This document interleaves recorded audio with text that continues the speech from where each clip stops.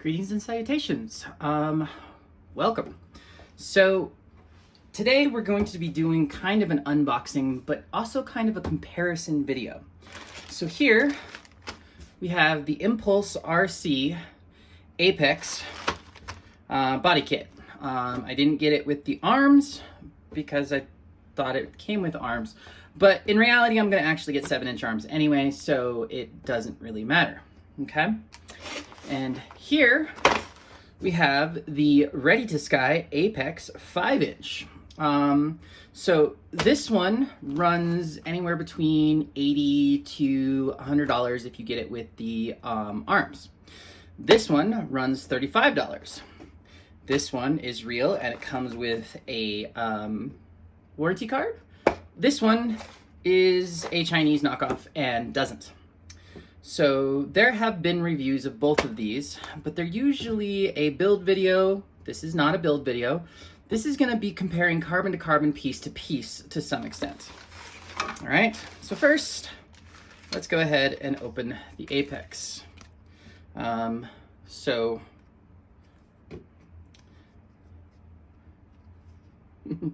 Warranty card. This basically proves that this is actually an ImpulseRC one. I am going to blur out or cut out that portion of it. So, we have top plate. We have, I think that's the front plate. We have back plate.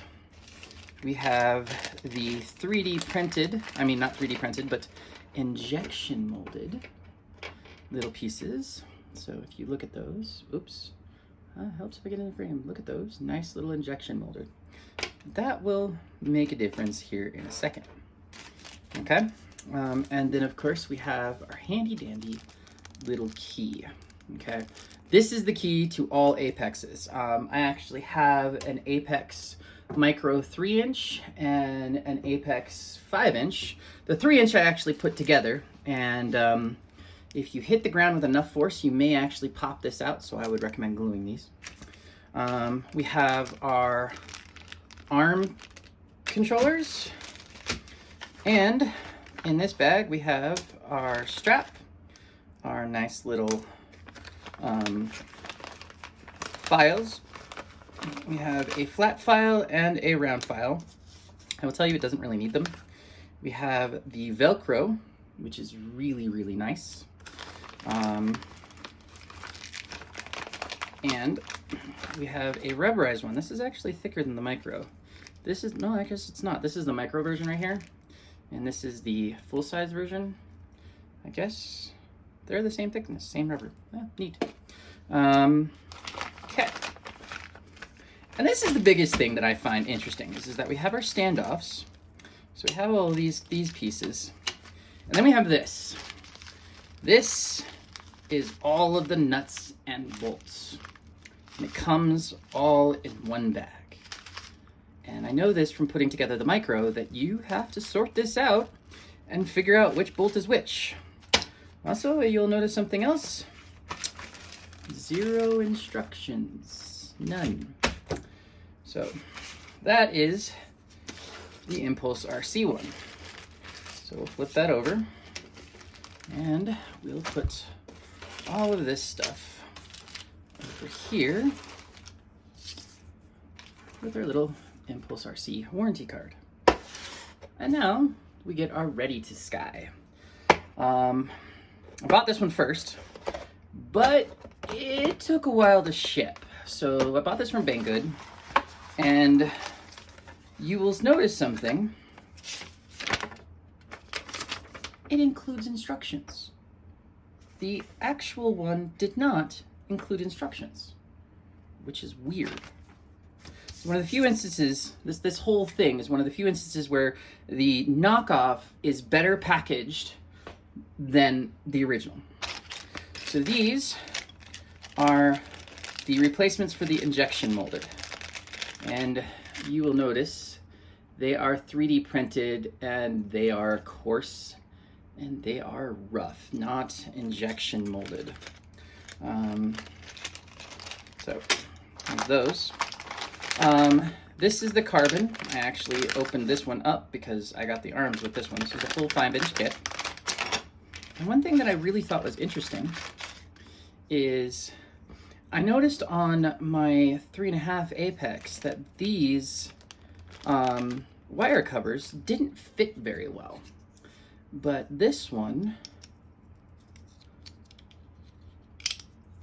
fits like a glove. I mean, it's 3D printed, so how durable is it? I have no idea. But it fits really, really easy. On my 3-inch, I had to actually stretch these to go around the frame. Let me grab that. So this one's my 3-inch, and you'll see that these ones, I had to stretch around the frame to get them to fit. They did not want to stay on there. So you can see how this one is actually kind of peeking up a little bit. But yeah, this is official authorized, yeah.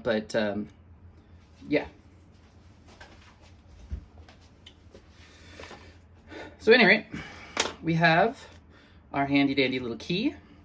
And the nice thing is it looks exactly the same as the traditional key. Now, if you want to, you can look, I don't know if you can tell. Let me take this one out of the package. This may play a role later on in durability, but look how the carbon is arranged, and look how the carbon is arranged. You can tell on, this is the original, and this is the knockoff. So right hand original, left hand knockoff. You can see the original is using a much tighter weave of carbon than the knockoff. But otherwise, same thick, well, actually no. The knockoff is a little bit thicker. I'm not sure that's coming across on camera, but I can actually feel the difference in thickness. So the original is thinner than the knockoff. That may be to save weight. As far as pieces go, they come all dumped. They're not individually packaged like the original one, but they are all there. Now let's go ahead and grab this one. So this is, again, knockoff, and this one is original. And to reduce glare, I'm going to take it out of the package. Okay. So original, knockoff. Now looking at the quality of the drilling is where you're going to notice it the most. The cutouts, yeah, they're a little bit more refined on the original. The carbon is definitely smoother. So this carbon is way smoother than this one. This one has a rough feel texture. This one is very, very smooth. The thickness, this one is actually thicker than this one. So the knockoff is, again, thicker than the original, which is strange, but I don't know if you guys can see that, but see, that is original, that is knockoff. You can definitely feel all of the burrs. They didn't clean this one up at all. So the knockoff, no cleaning up. The original, it feels nice and smooth. As far as hole pattern, they're identical. The cutouts are a little bit on the different side, but for the most part, you guys can see hole pattern is identical. And let me get them right. All right, so for the other plate, so again, original and knockoff. And the funny thing is, this one, they're about the same thickness.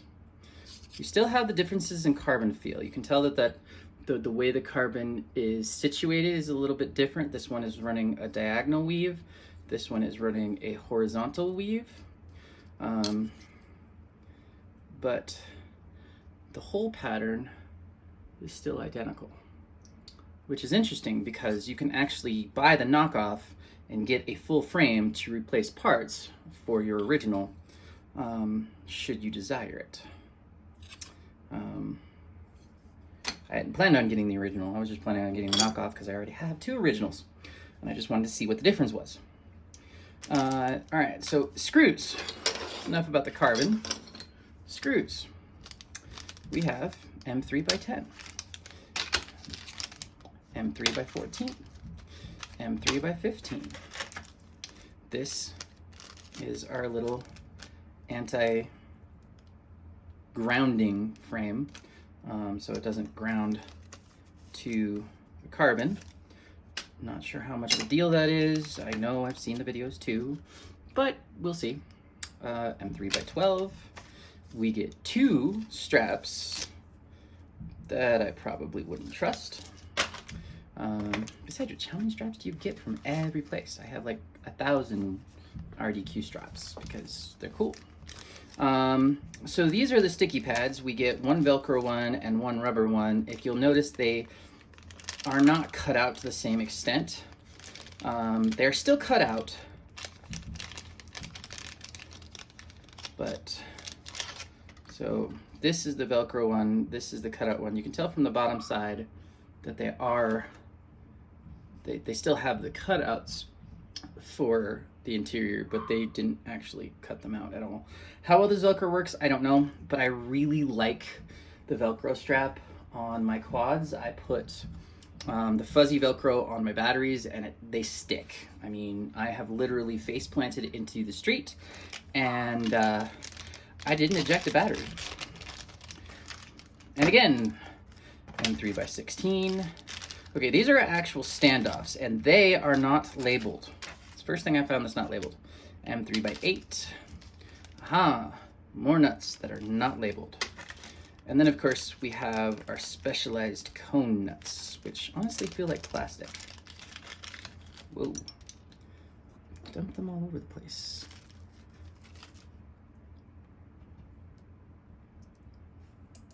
Nope, they're metal.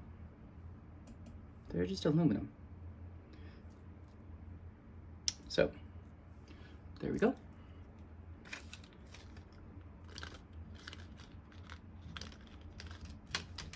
And of course I drop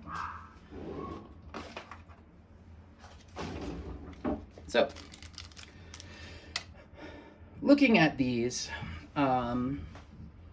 there are many things that will talk to you about how well this one flies and how well this one flies. I mean, this is like, ImpulseRC is the industry standard big boy. But the difference in cost, I'm a teacher by profession, so I don't have a whole lot of money. And $30 versus $100 is a huge difference, okay? Now, what I may end up doing, depending, is I may end up taking the injection molded parts from my actual and putting them on the other ones. This is the other difference right here. So this piece, the funny thing is that no instructions, but you can actually tell this piece goes right there, all right? It is not on the micro, so this is the first time I've dealt with it, but it apparently goes between the back and the front standoffs. On the actual one, it is not a 3D printed part. I do not think it's an injection molded part. No, it feels like aluminum. Yeah, that's definitely aluminum. So this is an aluminum part on the real one, and obviously it is a 3D printed part on the fake. So, I don't know how integral that is, but it is a difference. So, quality, I am certain that ImpulseRC's quality is better. You can tell by the feel of the carbon. The injection plastic parts are definitely better. I like the injection molded ones better. The layout of the assembly, no instructions on ImpulseRC. Instructions on the Readytosky. So yeah, and much better, much more clearer breakout blow-up view. We can see where everything goes. All of the screws are labeled. All of the screws are separated in this one, so it's really easy. Sorry about the dog. It's really easy to see what goes where. And this one, not so much. All right, hope that's helpful to all of you all. And if you'd like to see this one built, just do a YouTube search for Readytosky. There are several people that have built it and flown it, and they're much better videos than mine. The Apex, any Alex Steele video. Just any Alex Steele video, he flies those. All right. So I hope you guys have a great day, and I will catch you on the flip side. Bye.